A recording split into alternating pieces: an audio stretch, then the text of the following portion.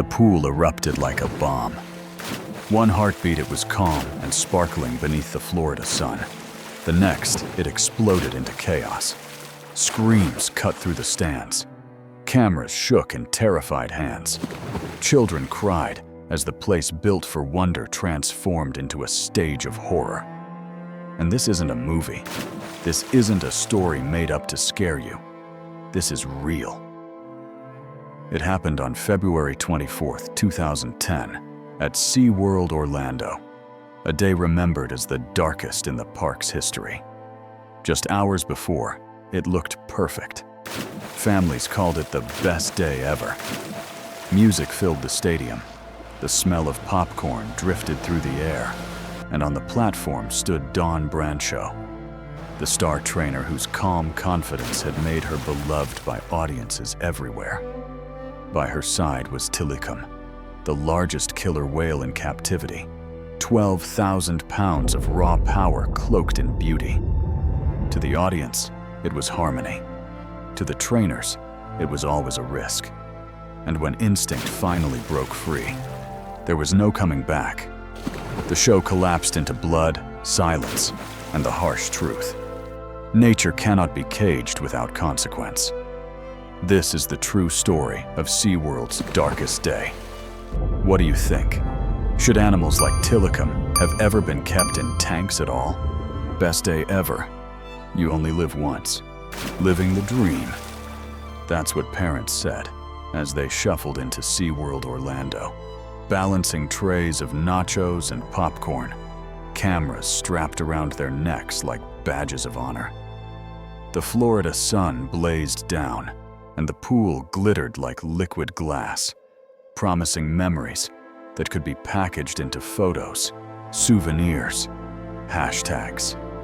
To the crowd, it was pure magic, safely scripted, neatly packaged, and sold at the price of admission. At the heart of it all stood Dawn Brancheau. She wasn't just a trainer. She was the star. 40 years old, radiating confidence, her wetsuit gleamed under the midday sun. To the audience, she seemed untouchable, the woman who had built a bridge between the human world and the ocean's fiercest predator. She smiled with that steady grace, the kind that said, "I've got this. I always do." Beside her, circling beneath the surface, was Tilikum, 12,000 pounds of muscle and instinct, cloaked in black and white beauty. To the children in the stands, he was Shamu, a friendly giant who waved on cue and leapt for applause. To Dawn, he was a partner, a creature she'd devoted 15 years of her life to understanding. But beneath the cheers and camera flashes, something else lingered. The kind of tension you don't see on postcards. A line invisible to the families eating hot dogs, but sharp as glass to those who lived it every day. Trainers knew it. Dawn knew it. The bond was real, yes, but so was the danger. Still, under that blazing sun, with the smell of salt water and sunscreen in the air, no one thought of danger. They thought of wonder. They thought of magic. They thought they were safe. But the ocean doesn't play by our rules.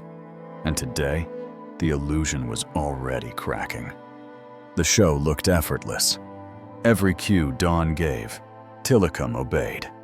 A thunderous tail slap that sent waves crashing into the stands. A towering spy hop that made children scream with delight. A flawless breach that rained glittering droplets under the Florida sun. To the crowd, it was perfection. Or as people would say today, it was giving flawless. But Dawn knew better. She wasn't playing with a pet. She was negotiating with a predator. 15 years in this world had taught her the truth. Every signal was a question. Every response, an answer. Orcas don't read scripts. They make choices. When they chose obedience, people called it magic. When they didn't, no one wanted to imagine that version.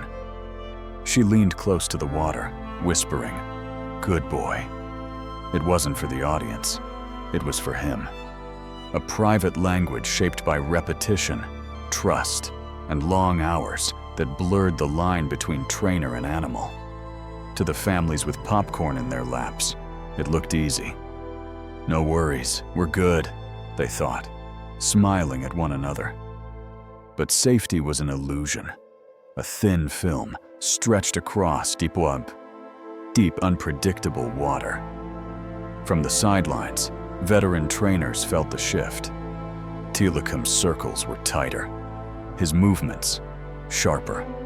Subtle signs invisible to the crowd, but loud to anyone who lived their life reading the body language of whales.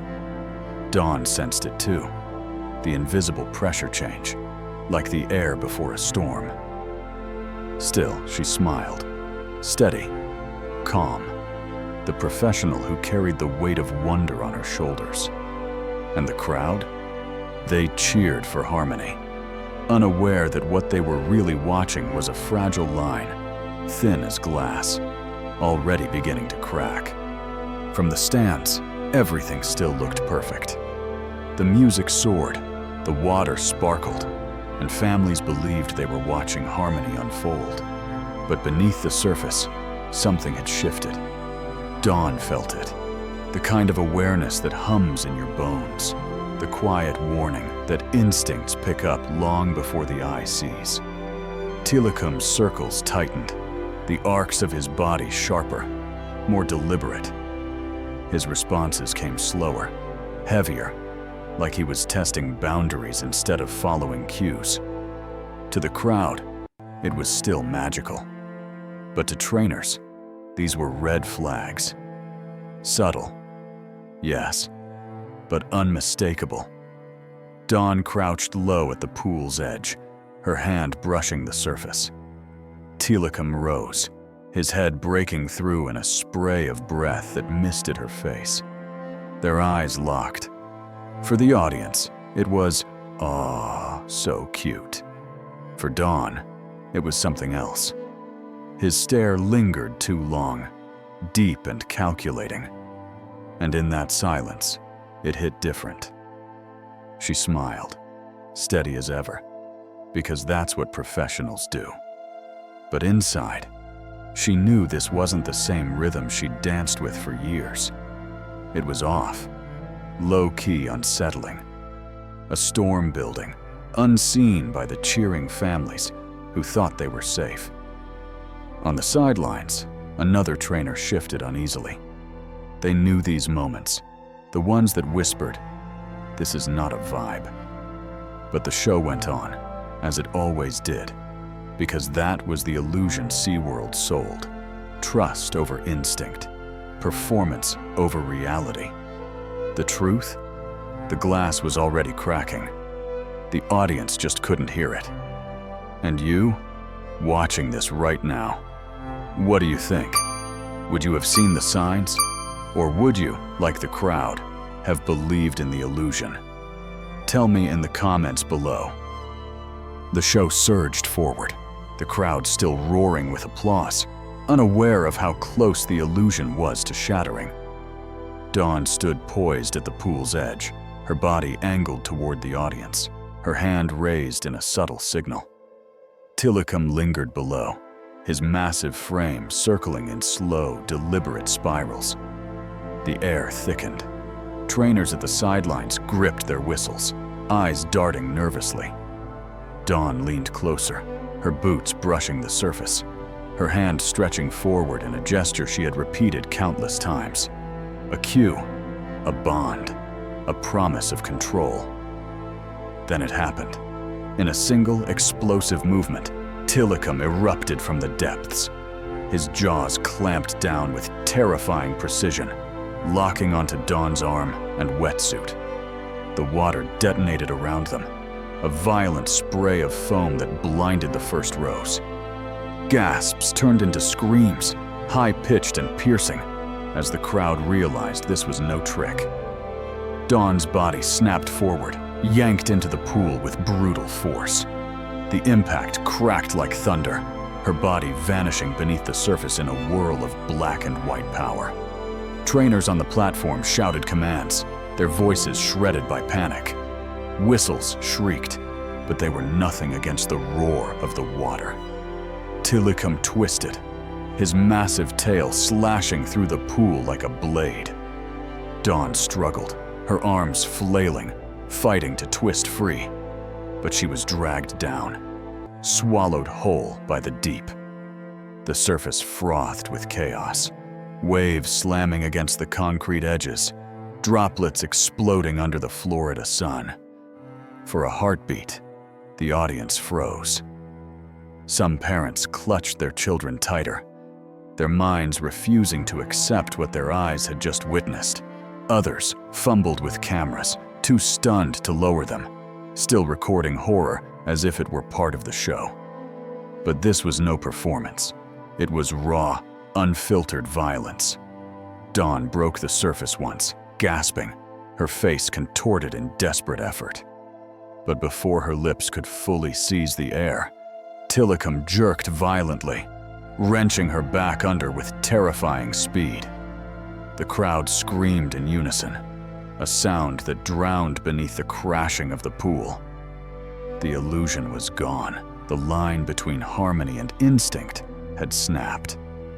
And in that instant, SeaWorld was no longer a place of wonder. It was a stage for survival, with Dawn trapped in the jaws of a predator that had chosen not to obey, but to unleash. The water boiled with force, each surge a reminder of just how powerless humans are against the ocean's oldest hunter. And as seconds stretched into eternity, the truth could no longer be denied. The show was over. The pool exploded with chaos. One moment Dawn was visible, her body twisting against the pull. The next, she was gone, dragged into a maelstrom of black and white power. The surface churned violently, froth and foam scattering in every direction. The water no longer a stage, but a battlefield. Dawn fought. Her arms thrashed, legs kicked, her lungs screaming for air. She twisted with every ounce of strength, clawing for the surface that shimmered faintly above. But Tilikum was relentless, his jaws locked with unbreakable force, dragging her deeper with each surge. She strained, muscles burning, heart pounding so hard it drowned the muffled cries above. On the platform, trainers screamed into radios, whistles shrieking in futility. Nets splashed into the water, poles jabbed toward the orca's massive form. But none of it mattered. He was too fast, too strong, too certain in his grip. Every attempt to break his hold dissolved into spray and panic. The audience convulsed with terror. Parents clutched their children, shielding small eyes from the sight, while others froze, paralyzed by the horror they could not look away from. Some still recorded, their cameras shaking, disbelief etched in their hands. What had begun as wonder was now pure nightmare, unfolding in real time before hundreds of witnesses. Dawn surfaced for a fraction of a second, her mouth breaking into the air with a desperate gasp. The crowd roared in relief, but it was gone in an instant. With a savage jerk, Tilikum twisted his body, yanking her back down in a spray of foam. The sound of her gasp cut short, silenced by water and brute force. Beneath the surface, her world collapsed into shadows and crushing pressure. She clawed at his body, tried to kick free, but he twisted again, the torque ripping through her shoulder, pain flashing white behind her eyes. The surface retreated, the light fractured, until all that remained was green, blue, and black. Trainers shouted over one another, "Get the gates! Cut him off!" But the words dissolved into the stadium's roar. Families stumbled toward the exits, tripping, sobbing, while others stayed rooted to their seats, unable to leave, their eyes locked on the boiling water where survival looked less possible by the second. Dawn fought on, refusing surrender. Her instincts screamed, "Don't panic, keep moving, find the surface." But every effort was undone by raw power. Each rise toward air was met with another brutal pull. Her wetsuit clung like iron, her body battered, her lungs collapsing under the demand for oxygen.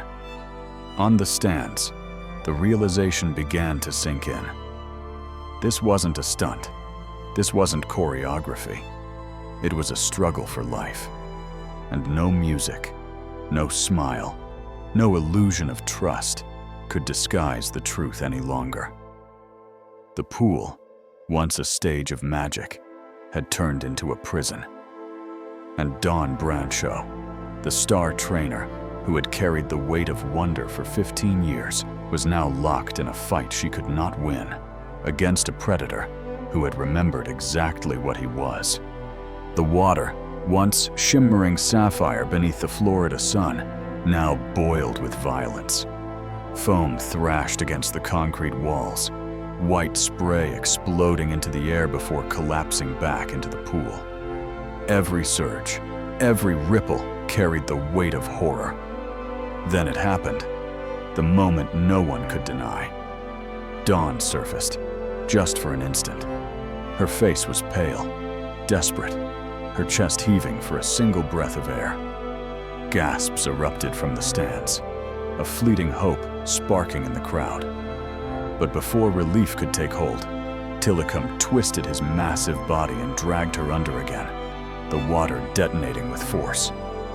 The hope shattered like glass. When the surface calmed, it was not silence. It was dread. A crimson thread unraveled in the turquoise water, thin at first, then spreading, curling like smoke into the depths.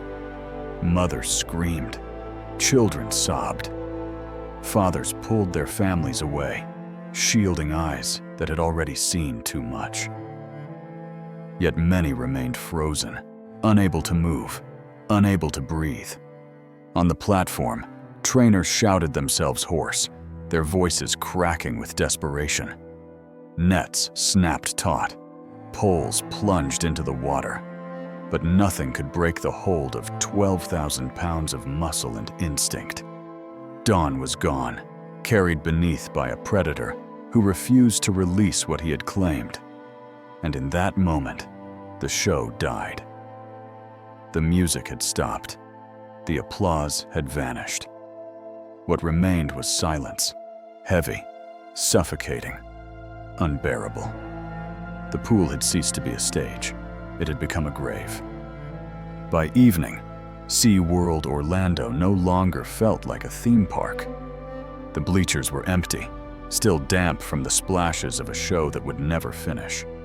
The smell of salt water and sunscreen had been replaced by something heavier, the weight of grief that clung to every corner of the stadium. Trainers gathered in a small break room, wetsuits still dripping, faces pale and hollow.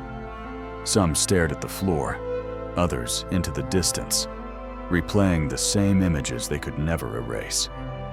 There was no coming back from this, no way to reframe it as a performance gone wrong. It was tragedy, raw and undeniable. Outside the gates, news crews crowded the entrance, cameras rolling, headlines flashing across screens. SeaWorld's darkest day. Helicopters chopped the air above, carrying the story to millions. For the public, it was a reality check. An apex predator had reminded the world who he truly was. Tilikum was moved to a back holding pool, drifting in slow circles, silent and unyielding. Some said he looked restless. Others claimed he was calm. The truth? No one could really know. He had taken a life, and now he carried it with him, tethered in the stillness of filtered water. Dawn's family arrived quietly, shielded from the press, walking past walls lined with photos of her smiling beside the very creature that ended her life. For them, the loss was not a headline. It was a wound that would never heal. The illusion had shattered. And for those who witnessed it, one thought echoed again and again. Let that sink in. In the end, Dawn's story was more than tragedy. It was a warning carved into water and memory. For years, SeaWorld sold the illusion that trust could tame instinct, that love could rewrite millions of years of evolution. But on that February day, the illusion drowned. The truth is simple, yet brutal. Actions have consequences. When we cross nature's boundaries, we gamble with forces we cannot control. Dawn believed in her bond with Tilikum, but instinct never sleeps. And when it awoke, there was no coming back from this. The stadium fell silent, the crowds walked away, but the echoes remained. This wasn't entertainment, it was a reality check. And for everyone who witnessed it, one thought lingered. This hits different. So now I turn to you. What do you think? Should animals like Tilikum ever have been caged for our applause? Or was this tragedy inevitable the moment we tried to own the ocean? Share your thoughts below, and don't forget to subscribe so you never miss the stories the world tries to forget.